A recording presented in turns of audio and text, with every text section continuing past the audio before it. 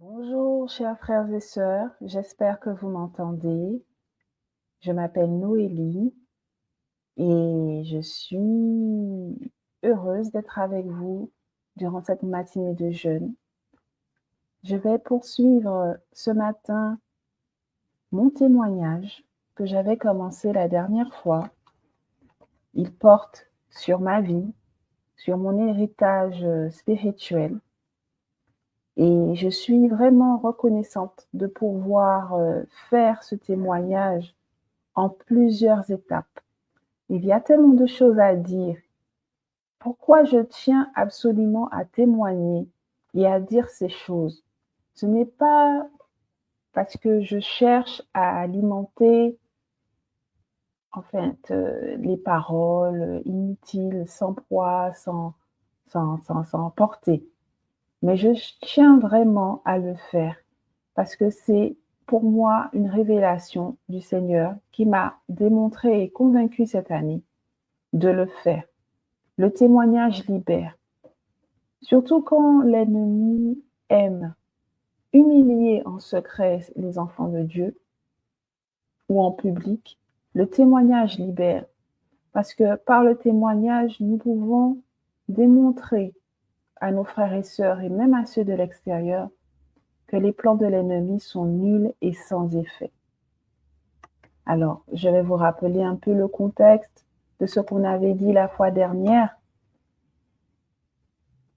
Dans la première partie, je vous ai raconté l'histoire de ma grand-mère et comment son mariage destructeur l'a conduite à prendre la décision de se séparer de mon grand-père pour protéger ses enfants.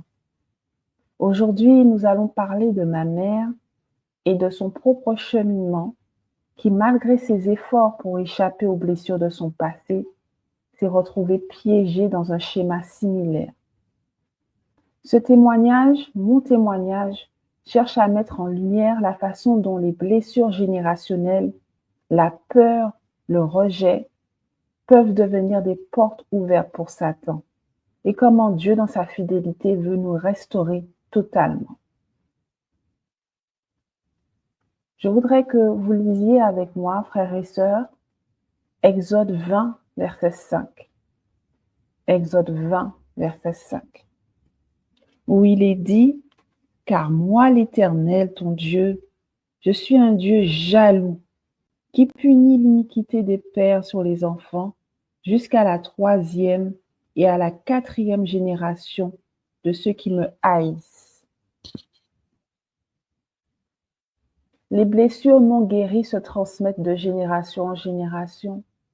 Une plaie, une meurtrissure, c'est une malédiction en quelque part. C'est complexe. Et ce qui est bien en même temps avec l'être humain, c'est que nous ne comprenons pas tout. Je pense que Dieu a permis que nous ne comprenions pas tout ou que nous ayons la progression dans la connaissance afin que nous ne soyons pas paralysés ou que nous ne soyons pas accusés par notre propre connaissance. Je ne sais pas si l'homme a eu dès le départ, et je suppose que oui, la connaissance absolue sur son psychisme et sur son état spirituel, comment ça fonctionnait. C'est de la même façon que vous avez des personnes qui utilisent un appareil pendant des années. Elles savent que l'appareil est utile pour tel usage, mais elles ne savent pas exactement comment le moteur de l'appareil fonctionne.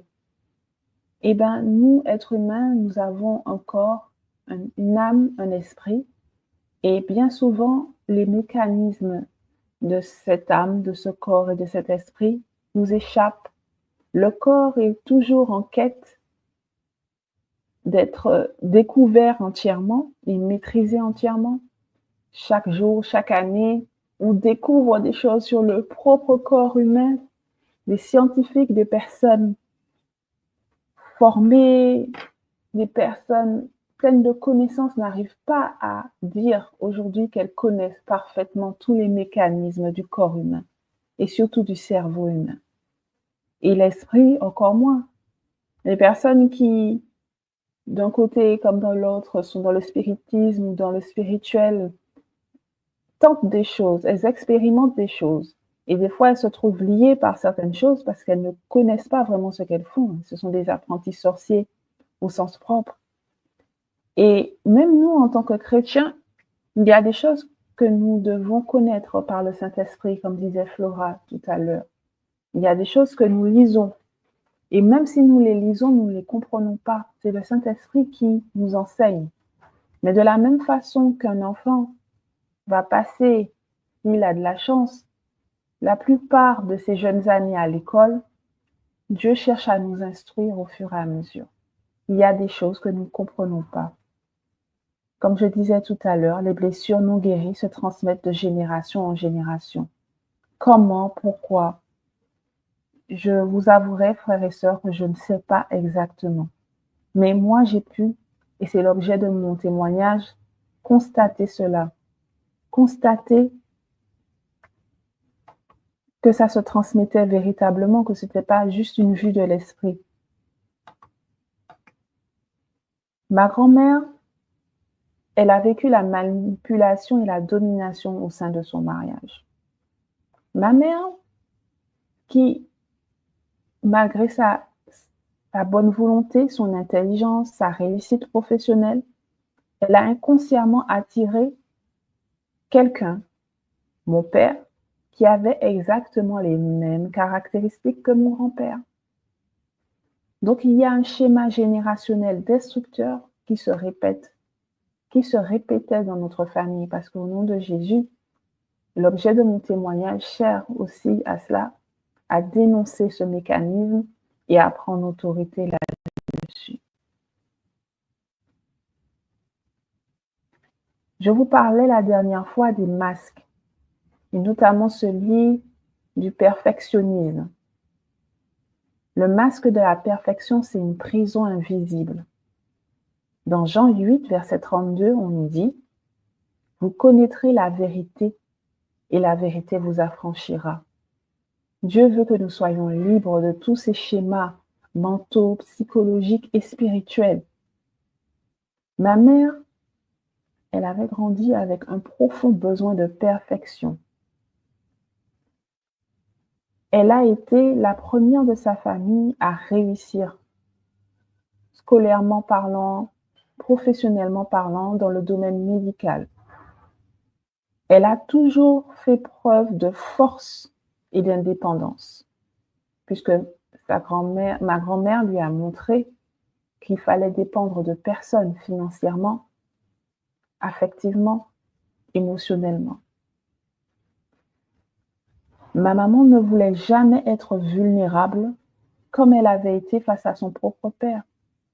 Parce que si vous avez un parent qui ne vous nourrit pas, qui vous maltraite, le message inconscient, c'est toi, tu dois être indépendante, tu dois être forte pour que personne ne puisse avoir d'avantage sur toi, pour que personne ne puisse te maltraiter, pour que personne ne puisse t'affamer. C'est important cela aussi. Donc, ce masque, il cache une grande peur, la peur du rejet, la peur de la maltraitance, la peur de la vulnérabilité. Il y a la peur de l'échec, la peur d'être impuissante. Ces peurs-là nous rendent impurs parce que il est marqué dans la parole de Dieu que l'amour parfait bannit la crainte. La crainte, c'est le contraire de ce que Dieu veut pour nous. La peur, c'est le contraire de ce que Dieu veut pour notre esprit. Il veut habiter dans notre esprit. Un esprit plein de peur, ce n'est pas l'habitation idéale pour Dieu et pour son Saint-Esprit. Ésaïe 64, verset 6 nous dit que nous sommes tous des impurs et que notre justice est comme un vêtement souillé. Et c'est pour cela que le masque de la perfection est pernicieux, mes amis. Pernicieux. Puisque quelqu'un qui fait tout bien, qui réussit tout, qui est bien intégré dans son milieu, comment peut-on dire à cette personne, mais tu as besoin de guérison, tu as besoin de recevoir le Saint-Esprit dans tes blessures, dans tes plaies. Personne ne sait, personne ne voit. Et souvent, nous agissons ainsi quand personne ne remarque quoi que ce soit, ben nous ne le voyons pas non plus, parce que nos mécanismes psychiques et spirituels sont inconnus à nos propres yeux même. Nous ne savons pas qui ils sont véritablement. Nous fonctionnons avec la machine que nous avons sans en comprendre véritablement les mécanismes. J'insiste bien sur cela parce que je pense que c'est notre cas à tous, que nous sommes tous soumis à cela. La perfection humaine ne sauve pas. Seule la grâce de Dieu peut guérir les blessures.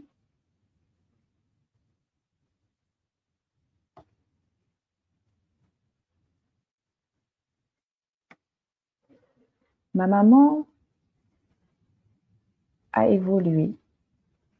Elle a fait avec les outils qu'elle avait. Et une fois diplômée, et c'était vraiment, j'insiste là-dessus, quelque chose d'assez exceptionnel dans son milieu, un milieu très modeste. Une fois avoir été diplômée, elle cherchait du travail en Martinique. Et à cette époque, début des années 80, il n'y avait pas de travail pour sa spécialité. Donc, elle a dû partir. Je vais vous lire un verset qui, pour moi, représente bien cette situation. Josué 1, verset 9. Ne t'ai-je pas donné cet ordre? Fortifie-toi et prends courage. Ne t'effraie point et ne t'épouvante point, car l'Éternel ton Dieu est avec toi dans tout ce que tu entreprendras. Malgré notre imperfection, malgré tout ce que nous avons en nous, Dieu veut nous aider à prospérer. Si certains d'entre vous avez du mal à trouver un travail, vous devez quitter l'endroit où vous vivez pour aller chercher du travail dans un pays que vous ne connaissez pas, dans une région que vous ne connaissez pas. Sachez que Dieu est avec vous. Sachez que Dieu est au-devant de vous. Dans la Bible, il y a beaucoup de cas où les envoyés de Dieu ont été obligés de partir, de quitter des endroits où il y avait la famine, où il n'y avait pas de prospérité, pour aller dans un autre endroit. Et Dieu a été au-devant d'eux. Ils ont pu prospérer dans le lieu. Donc, ne soyez pas effrayés. Dieu est avec vous. Malgré le fait que vous soyez peut-être, comme Joseph, blessé par votre propre famille, ou bien si vous êtes comme son père, Jacob, en train de fuir vos erreurs, de fuir les choses que vous avez faites, n'ayez pas peur. Dieu est au-devant de vous. Il désire que nous prospérions, que nous travaillions. Et ça, c'est quelque chose que je dis. Ce n'est pas une banalité parce que moi-même, j'ai dû en être convaincue. J'avais du mal à croire que Dieu s'intéressait à cet aspect-là. Mais il sait que nous avons besoin d'avancer professionnellement. Nous avons besoin de nous nourrir. Il est marqué dans la parole de Dieu, celui qui ne travaille pas ne mange pas. Donc, c'est important pour lui. J'insiste bien. Dans les années 80, ma maman est partie en France pour construire son avenir. Elle a dû faire face aux défis de l'immigration et à l'intégration dans une société qui ne lui ressemblait pas. Alors, vous allez me dire, la Martinique, c'est la France. Ceux qui ont connu cette époque savent que la Martinique a ses spécificités et que la population martiniquaise n'a rien à voir avec la population de la France métropolitaine. On ne le sait que trop bien. Même au niveau de la foi, quand elle a rejoint l'église adventiste en France métropolitaine, la communauté était totalement différente. Maman, avec toujours son masque de perfection, elle s'est intégrée. Parce que celui qui est perfectionniste, il s'intègre. Il fait tout pour être en phase avec les gens. Mais ça n'empêche pas qu'elle souffrait d'une profonde solitude. Et on peut être entouré de personnes sans se sentir pleinement complet. C'est le lot de beaucoup de jeunes chrétiens qui partent dans des régions qu'ils ne connaissent pas. Et c'est un moment où j'insiste, l'ennemi sait qu'on est vulnérable parce qu'on doit s'adapter à de nouvelles personnes. On doit rencontrer des personnes qui n'ont pas les mêmes pratiques que nous. Même au niveau religieux, vous ne reconnaissez pas la communauté. Parce que l'adventisme aux Antilles, c'est pas l'adventisme en France métropolitaine. C'est pas la même chose. C'est pas les mêmes façons de voir les choses. Donc, elle s'est adaptée. Mais avec le recul, j'ai compris qu'elle trouvait que les relations étaient superficielles au sein de l'Église, que les pratiques religieuses étaient superficielles au sein de l'Église, que les amitiés étaient superficielles au sein de l'Église. Quand on porte soi-même ses souffrances, ses douleurs, ses blessures, et qu'on donne le change avec les autres, on ne se rend pas forcément compte de nos réels besoins, puisque toute notre énergie est centrée sur le fait de paraître adéquat, puisque c'est vraiment ça, l'important à l'instant T. Travailler, s'insérer, vivre avec les autres. Ça, c'est l'essentiel. Et ça prend tout notre temps.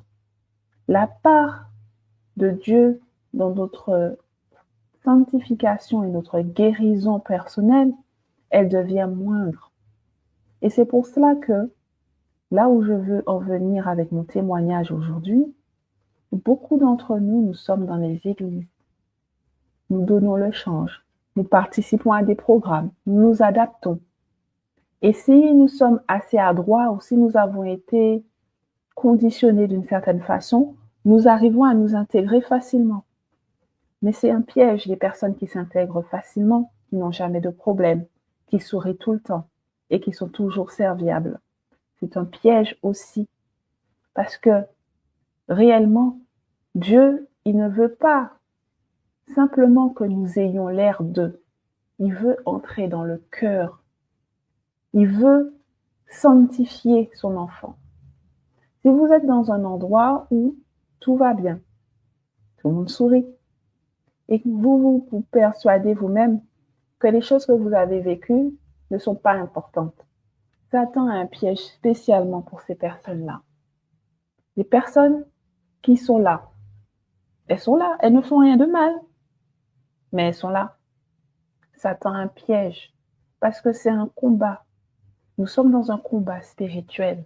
Celui qui est au poste de vigie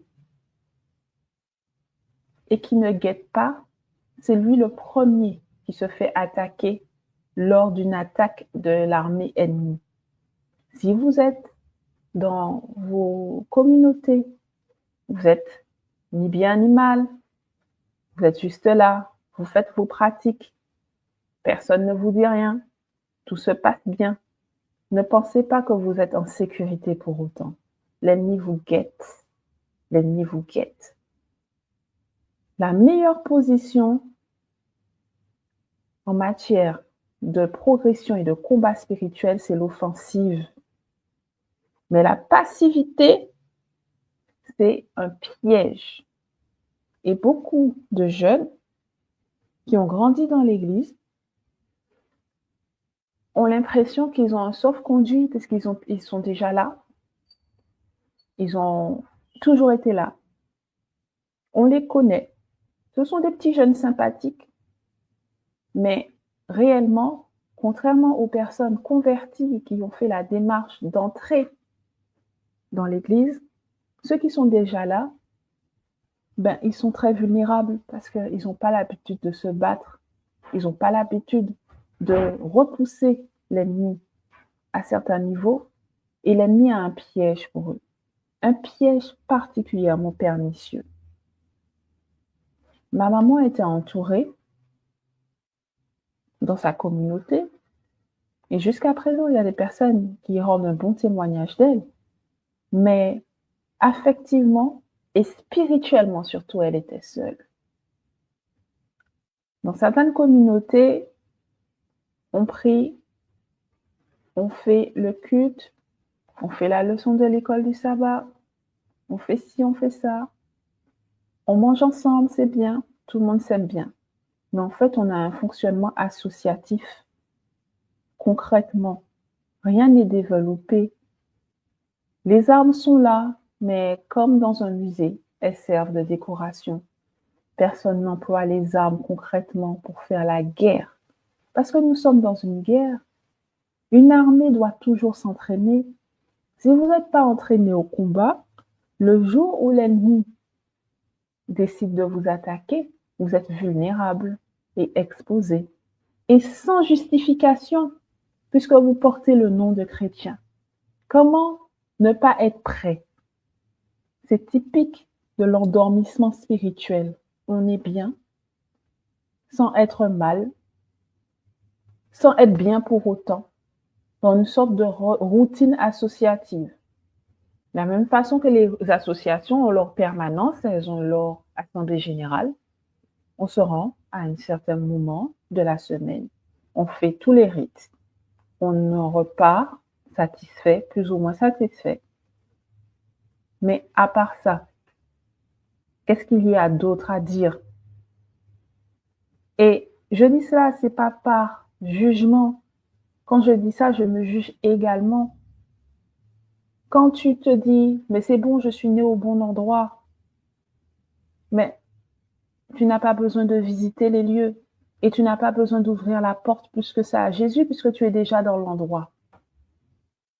Le cœur est vide, l'âme est vide. Le Saint-Esprit, il passe à côté, on est content. Donc il est là, on est là où le Saint-Esprit est, c'est bien. Mais le Saint-Esprit n'est pas dedans. Et j'espère que vous me comprendrez, ceux qui m'écouteront et qui m'écoutent ce matin. Ce n'est pas suffisant. On est des proies pour Satan. Dans l'Église même, des proies. Et l'ennemi aime nous laisser croire que notre religiosité nous protège. Mais on est pareil que les autres. La seule différence entre un chrétien A et un chrétien B, c'est sa relation concrète avec Jésus. C'est le fait que toutes les portes ouvertes dans son âme soient fermées. Or, si nous n'avons pas connaissance de nos portes ouvertes, si nous avançons machinalement, progressivement, et comme ça, sans se poser de soucis, sans se poser de questions, c'est pas suffisant, malheureusement. Et l'ennemi avait un piège.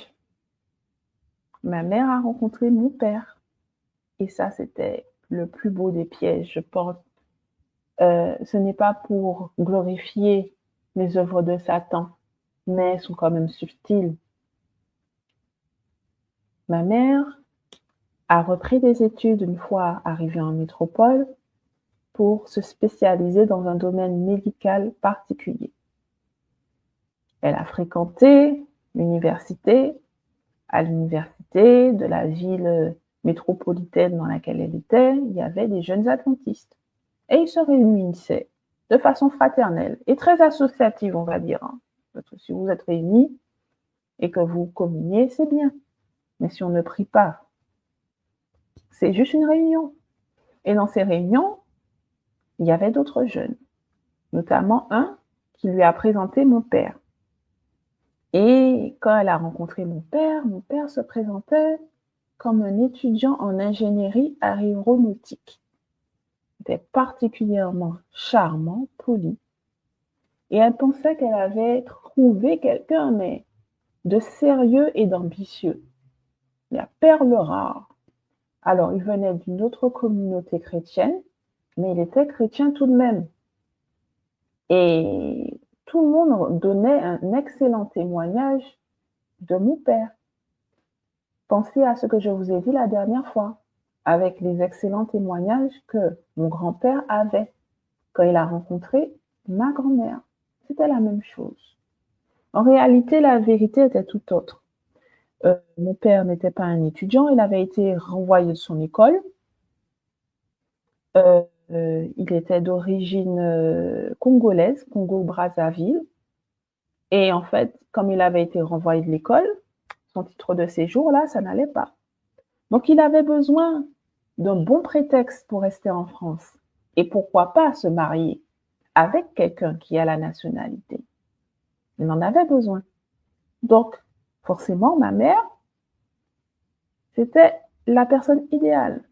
Ma mère qui, justement en raison de son enfance et des violences qu'elle avait subies, était très naïve en matière de relations amoureuses, elle ne connaissait personne. Mon père, c'était vraiment la première personne qu'elle a rencontrée. Donc il a charmé, il a manipulé et vraiment, je précise cette notion du narcissisme caché. En anglais, on appelle ça covert narcissist. Alors, vous avez des open narcissistes, des personnes qui sont volontairement agressives, dominantes.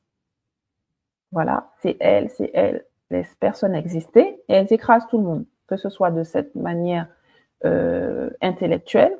Si la personne n'a pas les possibilités intellectuelles pour écraser, elle va utiliser la violence physique, la violence spirituelle, la violence économique aussi, en privant la personne de moyens de se nourrir ou de se vêtir. Donc ça, c'était mon grand-père. Mais mon père, c'était un autre truc, c'était la violence d'une autre façon. C'est le narcissisme caché, ce qu'on appelle les coverts narcissiques. Alors, qu'est-ce qu'un covert narcissiste?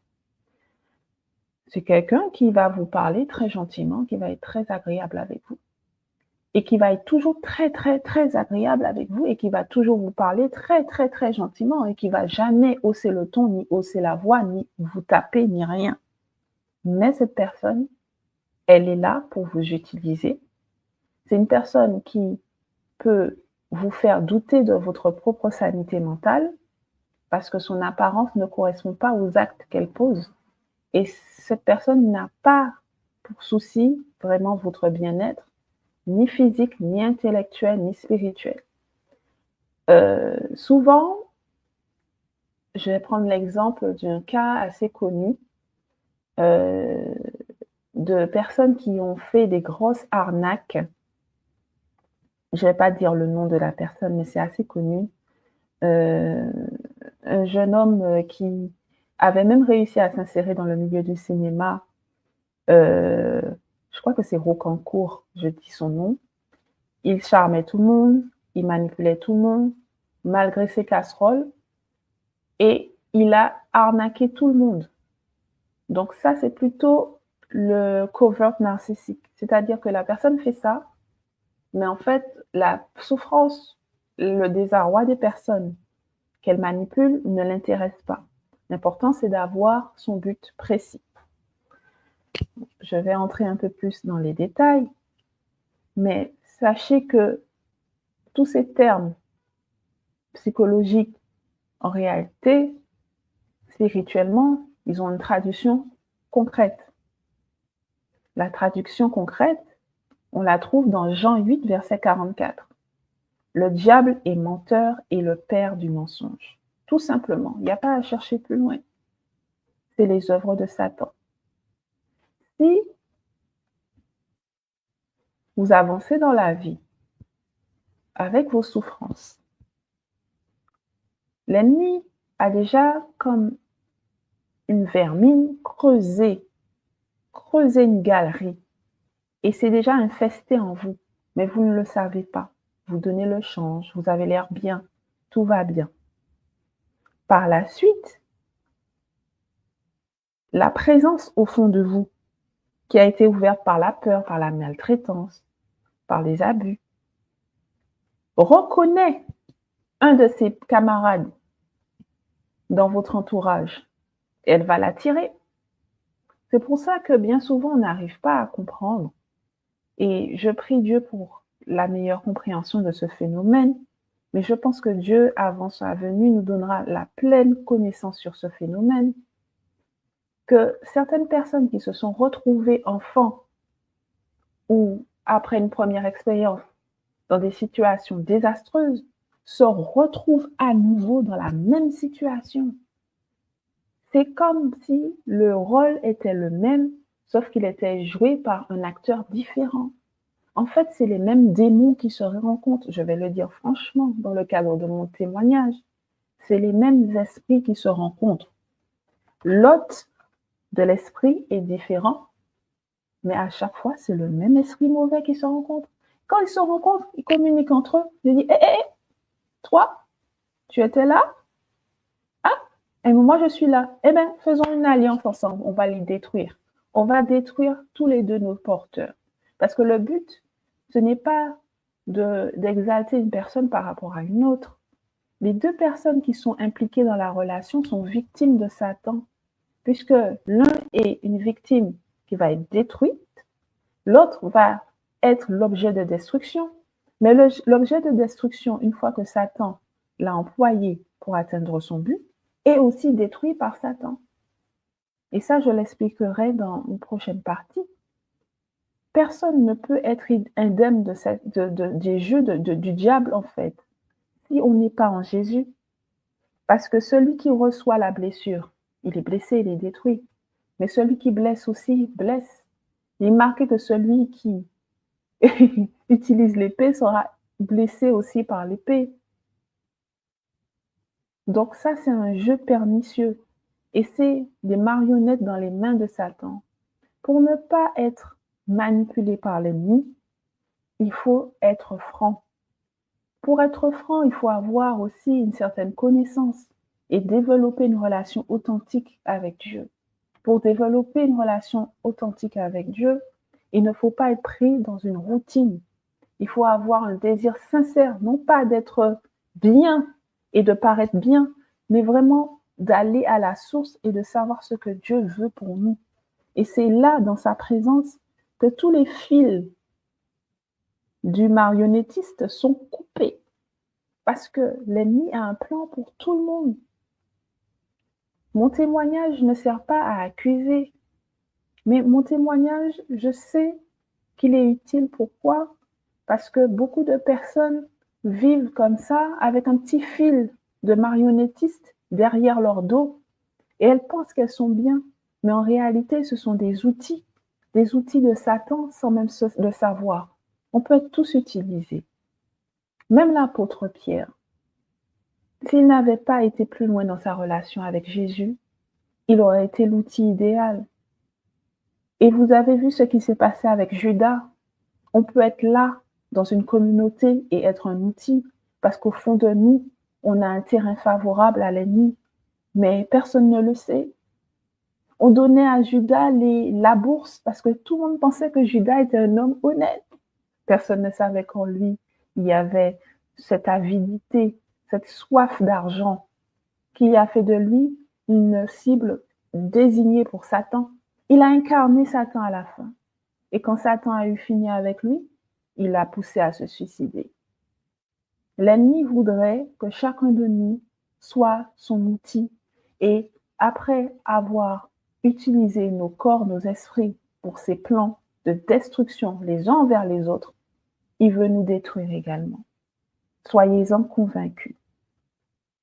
Alors, pour poursuivre mon témoignage, je vais vous donner le concept pour que vous compreniez bien la situation du mariage gris. Alors, qu'est-ce qu'un mariage gris? Un mariage gris, c'est quand la personne qui contracte le mariage avec l'autre, eh ben, elle a des intentions autres, mais l'autre n'est pas au courant. Contrairement à un mariage blanc, où les deux savent que c'est pas un mariage et que l'intention derrière le mariage est claire pour les deux parties. Mais le mariage gris, c'est qu'il y en a un qui pense qu'il est véritablement dans un mariage et l'autre, non. Il n'est pas sûr que ce soit un véritable mariage ou il a d'autres intentions.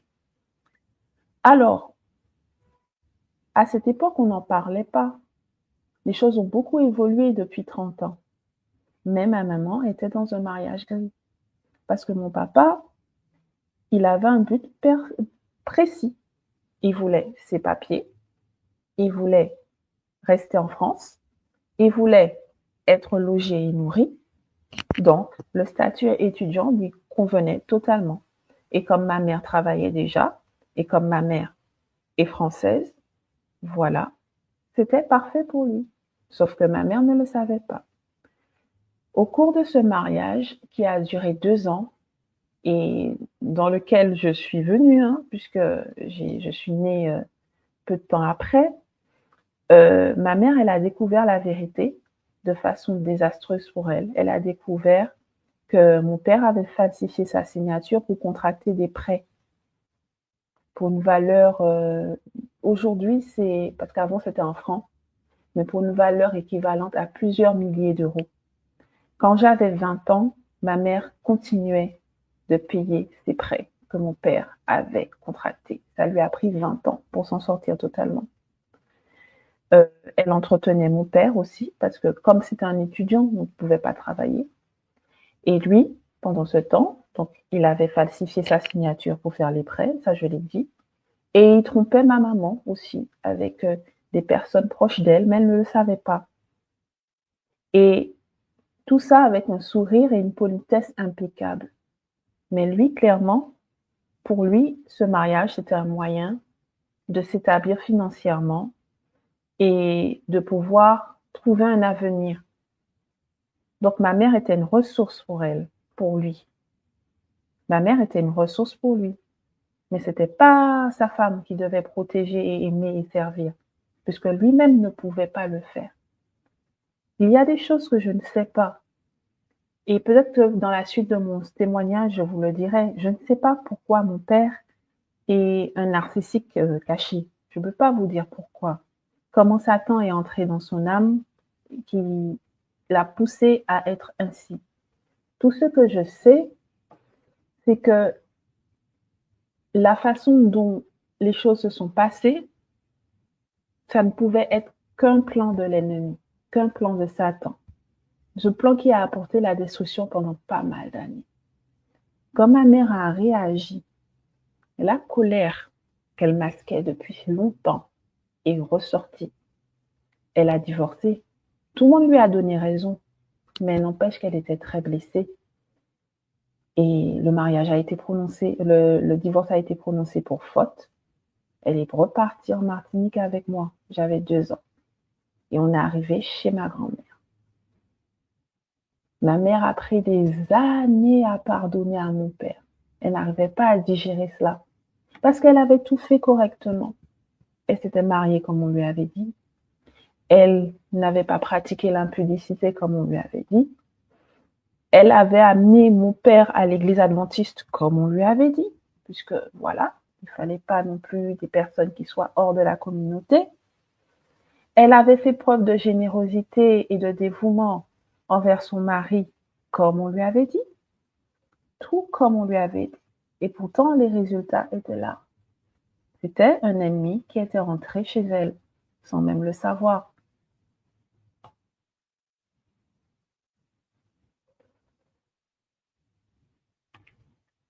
Je vais citer Jean 10, verset 10. Le voleur ne vient que pour dérober, égorger et détruire. Le problème, quand nous sommes blessés par les autres, nous voyons les autres. Nous voyons notre père, nous voyons un parent, nous voyons un mari, un conjoint. Mais réellement, à travers cette personne, comme je l'ai dit tout à l'heure, c'est Satan qu'il faut voir. C'est ce qui nous empêche parfois de pardonner aux autres, qui crée des liens d'amertume dans notre âme et qui permet à Satan de s'installer davantage, de prendre le contrôle encore plus sur notre vie. Si nous avions conscience de cela, tous et chacun, quand quelqu'un nous insulte, quand quelqu'un nous méprise, quand quelqu'un nous trompe, quand quelqu'un nous blesse, les choses seraient beaucoup plus aisées. Mais le masque et la marionnette sont tellement bien synchronisés, des fois nous n'arrivons pas à distinguer ce qui vient de l'ennemi, ce qui vient de la chair, ce qui vient de la volonté des individus. Parce qu'il y a aussi la possibilité de résister au diable. Gloire à Dieu pour cela. Et nous ne sommes pas obligés de nous laisser faire. Mais les pièges sont tellement pernicieux.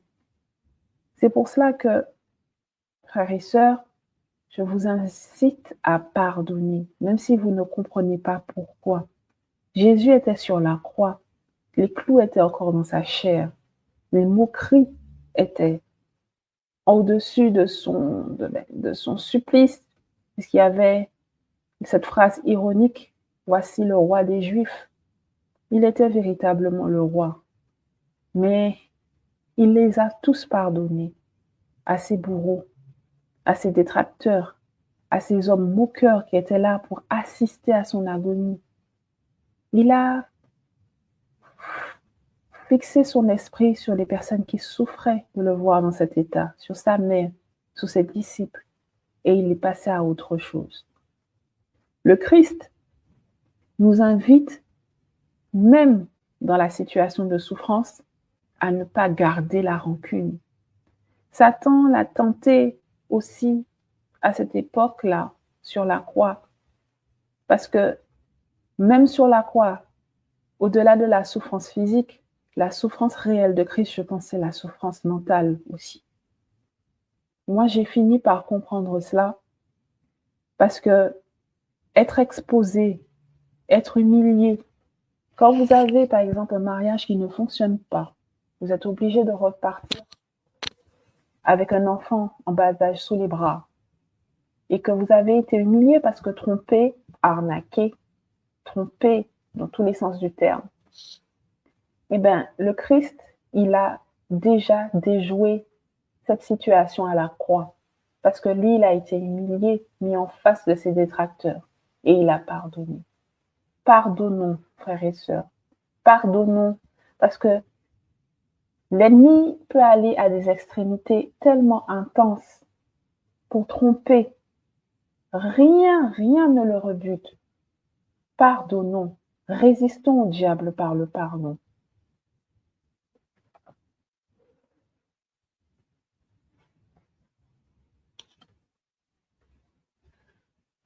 Ma mère est retournée en Martinique avec moi alors que j'avais que 2 ans, comme je l'ai dit tout à l'heure. À cette époque, ma grand-mère était gravement malade. Et elle s'était remariée avec la personne que j'ai toujours connue comme étant mon papy, un homme très gentil et très affable. Mais il y avait une nouvelle bataille qui attendait ma mère aussi. Déjà la maladie de sa propre mère et aussi la présence d'un frère chez elle, son petit frère, qui lui portait un autre masque. Si vous vous rappelez de mon témoignage de la dernière fois, lui, son masque, c'était le masque de la colère franche, la colère franche. Et lui, il avait géré les choses autrement. Après s'être battu contre la maladie, en soutien avec ma grand-mère, donc elles ont mené ce combat vraiment à 3, hein. Ma grand-mère, son époux et ma mère, qui faisaient tout. Il y a eu un nouveau combat, celle de la dispute et de l'antagonie familiale, parce que les autres frères voyaient la relation entre ma maman et sa mère d'un mauvais œil. C'était la fille préférée, puisque c'était elle qui aidait à faire tout, comme ma grand-mère était fatiguée par la maladie. Donc, cet aspect-là aussi a créé beaucoup de disputes et beaucoup de dissensions.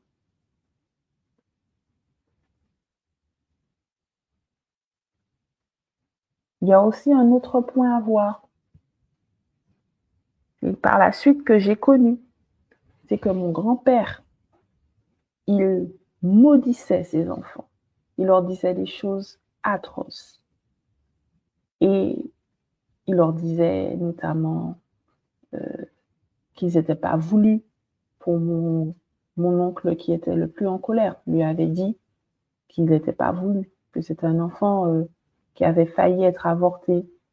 Pour ma mère, c'était autre chose. Il disait qu'elle serait une source de honte pour sa famille, qu'elle se prenait pour une princesse, mais qu'elle finirait mal.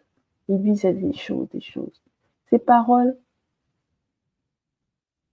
avaient été déjouées par ma grand-mère, puisqu'elle lui disait non, la malédiction sans cause n'a pas d'effet. Le problème, c'est que ma maman était très fâchée et que la colère est une porte ouverte pour Satan.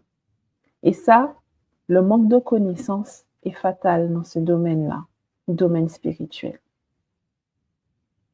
Ce qui est bien, c'est que même si, comme nous dit Proverbe 18, verset 21, que la mort et la vie sont au pouvoir de la langue, Galates nous dit quand même, Galates 3, verset 13, que Christ nous a rachetés de la malédiction de la loi.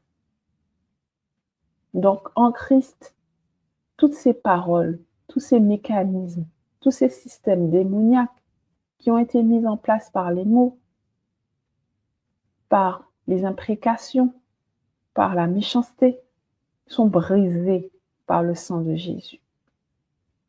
Mais il est important de savoir, on ne peut pas briser quelque chose si on ne le connaît pas, si on ne le comprend pas. Et je pense que c'est ce qu'il faut retenir de mon message d'aujourd'hui, de mon témoignage. Essayez de comprendre. Demandez au Saint-Esprit de vous expliquer les choses. Ne restez pas en surface des choses, sinon vous serez un jouet pour Satan. Le rejet, parce que quand vous maudissez vos enfants, vous dites des choses méchantes, vous les rejetez. Mais le rejet attire des relations toxiques. Et par la suite, ma mère, elle a répété un schéma qu'elle voulait éviter. En conclusion, il faut accepter la restauration de Dieu. Jean 8, verset 36 nous dit que si le Fils nous affranchit, nous serons réellement libres. Aujourd'hui, refusez le non-pardon. Refusez le non-pardon. Si Christ a pardonné sur la croix, demandez à Christ de vous donner la force de pardonner. Pardonnez. Refusez le non-pardon. Parce que c'est par là que Satan entre dans nos cœurs, dans nos esprits. C'est par là qu'il met ses agents en nous. Et les agents en nous, ce sont des agents dormants, comme les films d'espionnage. Vous avez un espion qui est là, il surveille. Le jour où il y a des compatriotes, ces comparses, ces agents de liaison qui lui font signe, le plan pour la destruction de l'intérieur de la personne qui a reçu l'espion, il se met en place. Et j'espère que je suis claire. C'est comme les maladies dormantes. Mais en réalité, le royaume de Satan a son mode de fonctionnement et on le reconnaît même dans ses manifestations physiques. Vous avez reçu quelque chose, un virus, une bactérie, la chose reste en dormance à l'intérieur de vous et le jour où elle trouve un terrain favorable, elle se développe. Le non-pardon, c'est exactement la même chose. Vous pouvez vivre bien pendant des années, réussir à faire des choses. Le jour où Satan décide de mettre en action la chose, il a une faiblesse déjà dans votre âme qui lui ouvre toutes les portes. Refusez la peur. Beaucoup de personnes, à cause des expériences de vie qu'elles ont eues, sont terrifiées. Alors elles le cachent en ayant des attitudes vraiment irréprochables, en essayant d'être parfaites, ou bien en donnant le change, en essayant de s'imposer.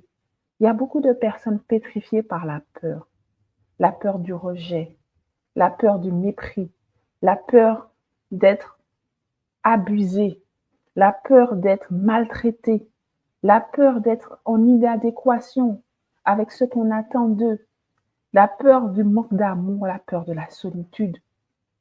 Rejetez la peur. La peur est le contraire de l'amour et Dieu est amour. Le Saint-Esprit, vraiment, ses œuvres, c'est la manifestation de la charité, de l'amour selon Dieu. Donc la peur n'a rien à voir, n'a rien à faire à l'intérieur des enfants de Dieu. Rejetez la peur au nom de Jésus. Rejetez l'esprit de peur. C'est vraiment une porte ouverte pour Satan. Les traumas, la peur que ça génère au fond de l'être humain, c'est une porte. Même si vous avez d'autres choses positives en vous, la peur pour ouvrir la porte pour Satan. Et on en parlera lors de mon prochain témoignage, où vous verrez que la peur, c'est vraiment le moyen idéal et pernicieux pour Satan de s'installer. Positionnez-vous contre le rejet. Vous êtes une créature merveilleuse. Il est marqué dans la parole de Dieu. Si mon père, si ma mère me rejette, l'Éternel me recueillera. Le rejet n'est pas votre identité. Le rejet est un mensonge de Satan. Vous n'avez pas reçu de rejet. Dieu a envoyé son Fils unique pour vous racheter. Dieu veut de vous. Il vous aime. Rejetez toute pensée qui est contre cette vérité, que vous êtes aimé, que vous êtes désiré par Dieu, qui désire habiter en vous. Rejetez la manipulation et toutes les œuvres du mensonge. Véritablement, la manipulation, c'est la façon d'être, c'est le caractère de Satan. Soyez vrai, que votre oui soit oui, que votre non soit non. Ne mentez pas aux gens. C'est trop facile. Et là, je parle pour moi. Par peur d'être rejeté, par peur d'être moqué. On manipule, on ne dit pas la vérité, on a des stratégies avec les gens. Et on se manipule soi-même en disant on va bien. C'est faux. Soyez vrai, soyez authentique avec vous-même. Oui, véritablement, je déclare à nouveau Jean 8, verset 36, que si le Fils vous affranchit, vous serez réellement libre. Soyez libre en Christ, c'est possible. C'est possible.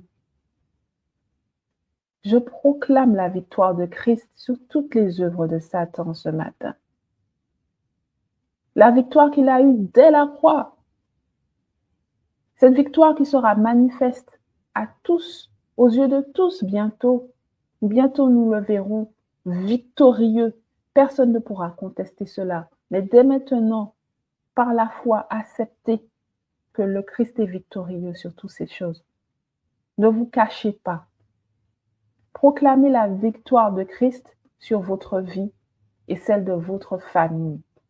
Je proclame ce matin la victoire de Christ sur ma vie et celle de ma famille. Dieu a une promesse pour nous.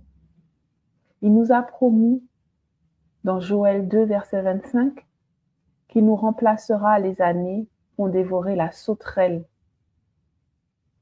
Et vous connaissez la suite du texte. Toutes les bêtes qui sont citées, en fait, sont différentes sortes de sauterelles, de vermines qui dévorent, qui sont avides.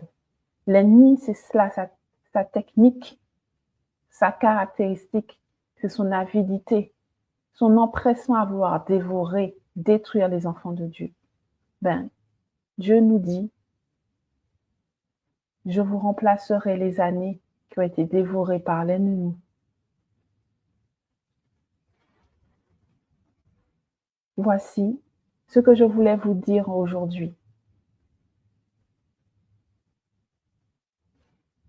Pour finir mon témoignage, je vais prier. Je vous invite à prier avec moi et à prier pour moi également. Seigneur mon Père, je te prie au nom de Jésus. Je te prie pour te remercier, Seigneur, de me permettre de m'exprimer, de me permettre de prononcer ces mots. Je te demande de les bénir. Je te demande qu'ils puissent avoir de l'impact sur ceux qui les entendront, qu'ils puissent être compris, parce que je sais qu'au-delà des mots, le Saint-Esprit aussi traduit des choses qui ne sont pas compréhensibles, même pour moi. Seigneur, je veux que ma bouche soit ton outil. Je veux qu'à travers mes lèvres, ta vérité, tes vérités puissent être transmises de façon claire. Seigneur, tu m'as permis d'avoir un témoignage. Mon témoignage est long. Gloire à toi, Seigneur. Mais mon témoignage, c'est vraiment la manifestation de tes œuvres. Je te fais confiance. Je sais que je suis ton outil et que ton témoignage, véritablement, parce que ce n'est pas le mien, mais c'est ton témoignage, vraiment, à travers ma vie, à travers les choses que j'ai pu voir, que j'ai pu entendre, sert à te rendre gloire, sert à te justifier aux yeux de tous pour montrer à quel point tu es grand, à quel point tu es puissant, à quel point tu es miséricordieux. Je te bénis, Seigneur, en ce matin. Je te bénis pour tous les auditeurs de la radio Trois Anges. Je te bénis pour tous ceux qui écouteront ce message dans un autre contexte. Et je te demande, Seigneur, de manifester ta puissance.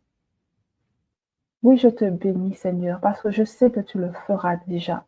Donc, je te remercie déjà pour tous ces auditeurs et pour toutes ces personnes qui verront ta puissance dans leur vie. Oui, Seigneur, sois béni en ce matin. Au nom de Jésus-Christ, au nom du Saint-Esprit. Amen. Que ce témoignage soit une lumière pour ceux qui souffrent en silence. Que Dieu vous bénisse et vous restaure. Merci de m'avoir écouté.